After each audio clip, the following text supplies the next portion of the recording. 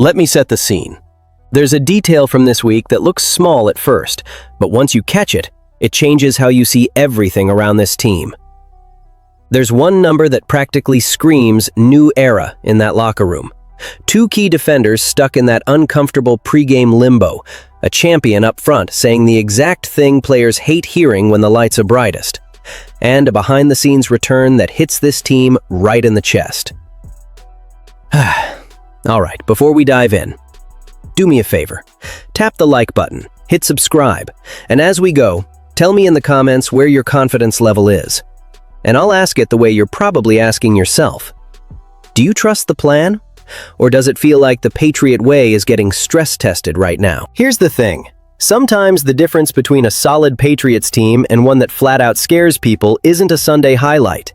It's a Tuesday decision. It's who's getting real reps. It's who actually earns snaps when nobody's watching. It's the courage to play fresh faces when the easier move is to lean on the familiar name. If you want the cleanest snapshot of what Mike Vrabel has been building, it's sitting inside a stat that sounds small until you realize it explains the whole season. The Patriots just blew past a modern NFL record. Games played by first-year Patriots. Not rookies, first-year guys with the team. The previous mark was 327, set by the Bengals in 2021. Vrabel's 2025 Patriots posted 427. That's 89 more games. And no, that's not some cute trivia nugget. It's a philosophy in numbers. It's Vrabel telling everyone in the building, if you're the best player, you're playing. Period. And how many times have we heard open competition in this league, only for teams to get a little uncomfortable and sprint back to the safe option? Vrabel didn't do that. In 2025, he didn't just sign new guys, he turned around and played them. Free agency, the draft, undrafted free agency, in-season pickups, none of it mattered. How you got here didn't matter. You earned it, you're on the field. Honestly, that kind of meritocracy is rare. It's also a massive reason this turnaround happens so fast. Look at the names that became foundation pieces. Milton Williams shows up and becomes a pillar up front. Stephon Diggs and Mac Hollins give the receiver room real credibility. Harold Landry III and K'Lavon Chaisson bring real juice to the edge pressure. Robert Spillane stabilizes the middle of the defense. You can feel the difference. The roster turned over by about 50%, and those new guys didn't just hang on. They helped win games. That's not luck. That's evaluation. That's team building with conviction. Now, I'm going to defend this team all day, but I'm not pretending everything was perfect. There are two spots in this story that should absolutely light up the comments. First, TreVeyon Henderson. Holding back an explosive back early in the year, citing pass protection as the reason, can strip an offense of unpredictability. And that matters in January and February, when one chunk play flips a drive and suddenly the whole game is leaning. Second, Efton Chisholm III. 4 targets all season, 4 big plays, one of them a touchdown. And still, not enough snaps. Same vibe with rookie receiver Terrell Williams, another explosive talent who hasn't had his number called often enough. If the meritocracy is real, those opportunities have to show up when you're trying to finish the job, and that's the part that should make the rest of the league uneasy. If Vrabel got the Patriots this far while a couple explosive pieces still feel underused, what happens when he tightens those last screws?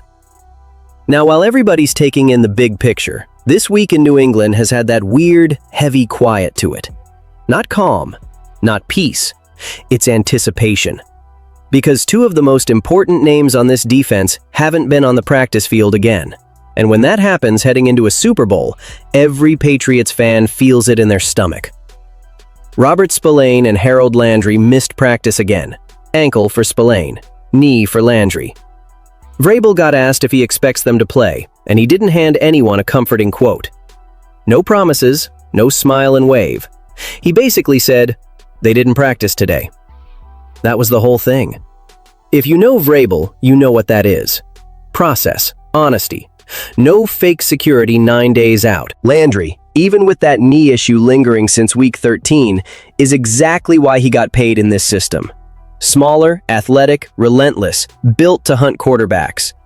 He led the team with 8.5 sacks in the regular season, and you've seen what the rush looks like when he's out there. You've also seen what it looks like when he isn't. He didn't play in the conference championship game, and the entire feel changes, like the opponent's internal clock suddenly gets a little too comfortable. Spillane? That's the brain of the defense. Captain, team-leading tackler, communicator. When he went down against Denver, it wasn't just losing a body. It was organization. It was adjustments. It was that everybody's aligned and synced feeling taking a hit. In the playoffs, that's the difference between a 3-and-out and a drive that steals momentum. Credit where it's due, though. The guys stepping in have fought. Jack Gibbons taking over the communication role. Anthony Jennings, Elijah Ponder, and Jelani Tavai working together to patch the front. That's effort. That's professionalism. But it's also reality. There's a different ceiling when your top guys are available. So that's the tension. Vrabel isn't building excuses. He's building readiness. He's preparing like they're all going to play, while mentally training the unit like nobody's coming back. That keeps the defense from spiraling. That keeps the locker room steady.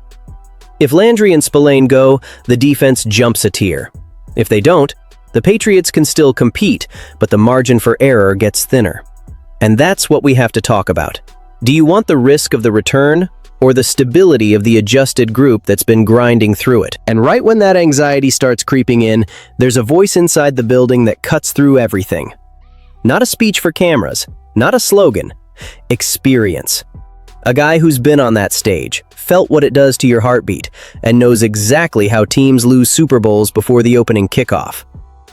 Milton Williams didn't come to New England to sightsee.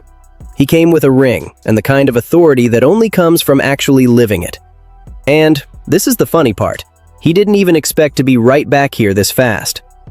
He signed that 4-year, $104 million deal after a 4-win season, thinking it was going to be a build, a climb, a process.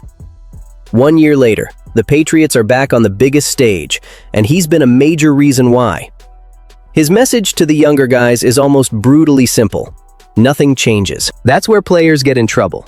You walk into the Super Bowl, you feel the lights, you want to make the moment play, and suddenly you're freelancing. You're popping out of your gap. You're trying to be the hero, and now you're hurting the team. One guy out of 11 doing the wrong thing, and the other team is in the end zone. Quick pause. Think about how true that is. That's not theory for him. He lived it. In that Eagles Super Bowl win last year, the defensive front dominated. Constant pressure, the quarterback speeding up, the offense collapsing into quick decisions. Williams had 4 pressures and 2 sacks, including a strip sack.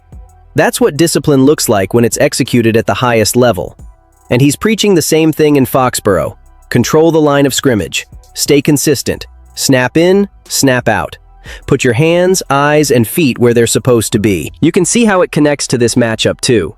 The Patriots' pass rush has driven this playoff run, and they want to keep that going by disrupting Seahawks quarterback Sam Darnold. Darnold isn't some automatic out. Keep him clean, and he can make throws, hit windows, turn 3rd and long into a problem. So the job is simple to say and brutal to do. Get back there. Speed him up. Get him off the spot. Make him put the ball in harm's way. That's what I love about having Williams leading the room. He's not talking about personal stats. He's talking about the unit controlling the game. That calms young players down. That keeps them from chasing the spotlight. It turns the Super Bowl into a football game you execute. And as if all of that wasn't enough, there's a story here that has nothing to do with X's and O's, and it might still be the most powerful thing happening around this team. For the first time this season, defensive coordinator Terrell Williams is traveling with the Patriots to the Super Bowl. Yeah, that one lands. Williams was diagnosed with prostate cancer shortly after the regular season began. He had to step away from the sideline early in the year, but he never stopped being part of the team. Meetings, messages, staying connected with players, being present in every way he could while dealing with something much bigger than football. Zach Kuhr took over play-calling duties and excelled. The defense ranked near the top of the league in points allowed and total defense, and they dominated opponents through the first 3 playoff games. Vinny DePalma stepped into Kuhr's previous responsibilities to help manage the linebacker group. The system held, the staff held, the players held. Let me say this, The emotional weight of Terrell Williams being back with them for the biggest week of the year changes the feel in the locker room. Not tactically, humanly. When a team looks over and sees a leader who went through medication, chemotherapy, uncertainty, real uncertainty, and fought his way back to be there with them, you don't have to manufacture motivation. It's already sitting in the room. Vrabel did the right thing by telling him to focus on treatment. No shortcuts, no forced timeline. And now, with a medical green light, Williams gets to join the group for the final push. Not to steal attention, but to close the circle. So put it all together. A head coach who rebuilt the roster with real conviction. A defense carrying legitimate pregame tension with two captains in question. A Super Bowl champion in the trenches reminding everyone discipline beats adrenaline. And a coordinator returning after beating the toughest opponent of his life. That's not empty hype. That's identity. Now I want to hear from you, Patriots Nation. Is this combination enough to finish it and lift another trophy? Do you fully trust this group when the game tightens in the red zone and it comes down to one drive, one stop, one assignment? Drop your take in the comments. If you're riding with this team, hit like, and subscribe if you want daily Patriots coverage through the playoff run and beyond. Let's live this Super Bowl week together the way Foxborough does. Locked in, loud, and ready.